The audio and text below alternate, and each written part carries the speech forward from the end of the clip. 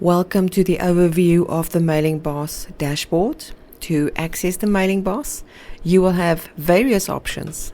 You can either go to the top navigation and click on Tools, or on the left menu, go down to Engage and click Create Email Sequence. Or if you have added Mailingboss as a favorite, you will be able to access it faster by clicking right here. Once you have clicked on either of them, you will be taken to a screen looking like this. Here, you will see an overview of all your email activity, your subscriber lists, workflows, subscriber sources, and tags. You will also see a very important area right here, which is your default configuration for the default company with the sender email. Default means that all email going out will use the company email if you do not change it in the sequence, broadcast, or campaign. Below the default configuration is the quick action menu. You can create a subscriber list, create an email. It will give you the option to choose between campaign, email sequence, or broadcast email. Then you can create a workflow here. A workflow is where you can automate your email sequence according to certain actions your subscriber has taken. You can also create a template. You can create multiple templates for different businesses you might have.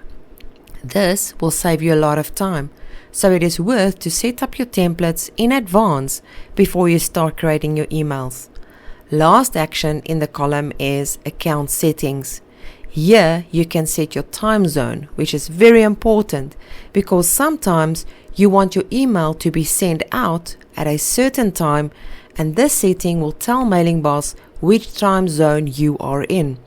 You will also be able to change the lead score.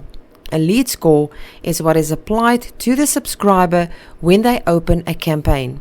Very useful if you to only send emails to subscribers that actually engage with your email.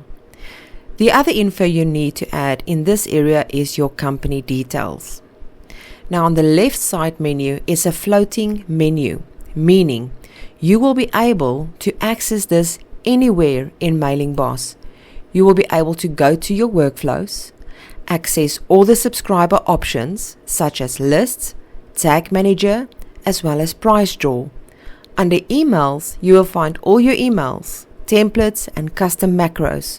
You can create custom macros that you can use in your emails, especially if it is something like your email signature that you do not want to type each and every time. You can also send instant messages by clicking here. Note that you will need to have an account with Twilio with credits to be able to send an SMS.